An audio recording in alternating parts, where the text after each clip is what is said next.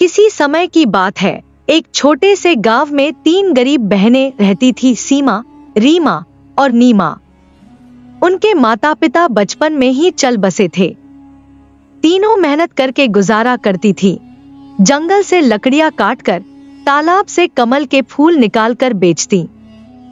पर गांव वाले उन्हें अजीब नजरों से देखते थे, क्योंकि तीनों बहनों में कुछ रहस्यमयी बात थी। सीमा जब गाती थी तो आसपास के जानवर खिंचे चले आते। रीमा जो चीज छूती वो चमकने लगती। नीमा जिस किसी को देखती उसे उसका भविष्य दिखता। लोग कहते थे, इनमें कुछ जादू है, ये साधारण लड़कियां नहीं। राज्य में एक दिन घोषणा हुई, राजकुमार आर्यवर्धन के लिए योग्य दुल्हन की तलाश हो रही है। राजकुमार सुंदर, साहसी और बुद्धिमान था, पर एक श्राप से ग्रसित था। वो किसी भी लड़की की आंखों में नहीं देख सकता था, वरना वो लड़की पत्थर बन जाती।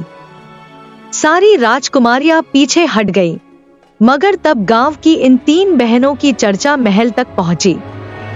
राजा ने उन्हें बुलवाया। तीनों बहनें राजमहल पहुंची। राजकुमार ने कहा, जो मेरा श्राप दूर कर दे वही मेरी रानी बनेगी। पहला प्रयास। सीमा ने अपने सुरों से महल में शांति फैलाई। राजकुमार उसके पास गया, लेकिन जैसे ही उसने आंखों में देखने की कोशिश की, एक दीवार में दरार पड़ गई, मतलब श्राप अब भी था। दूसरा प्रयास। रीमा ने सोने की चीजें बना दी, महल में रोशनी भर दी, पर जब राजकुमार ने पास जाने की कोशिश की, दिए खुद बुझ गए, श्राप बरकरार। तीसरा प्रयास। अब नीमा की बारी थी। नीमा चुपचाप खड़ी रही और बोली, राजकुमार, अपनी आंखें बंद करो, मैं तुम्हारे पास आ रही हूं। राजकुमार ने आंखें बंद की। नीमा ने उसकी पलकों पर अपने आंसू गिराए और फिर उसने कहा, अब देखो। राजकुमार ने आंखें खोली और हैरान रह गया। वो पहली बार किसी लड़की की आंखों में देख पा रहा था, बिना किसी पत्थर का डर। श्राप टूट गया था।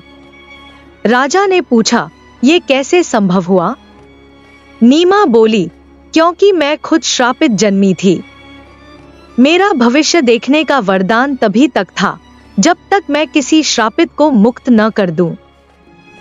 सच ये था, तीनों बहनें साधारण नहीं थी। वे एक पुराने ऋषि की संतान थी, जिन्हें श्राप मिला था कि जब तक तीनों बहनें किसी राजा के जीवन में उजाला न लाएं, तब तक वे सादगी और गरीबी में रहेंगी। राजकुमार ने नीमा से विवाह किया। रीमा को राज्य की मुख्य शिल्पकार बना दिया गया। उसके छूने से राज्य की हर चीज सुंदर हो उठी। सीमा को संगीत गुरुकुल मिला। उसकी गायकी से बीमार लोग भी ठीक होने लगे। तीनों बहनों का रहस्य अब खुल चुका था और अब वे साधारण नहीं, इतिहास बन चुकी थी।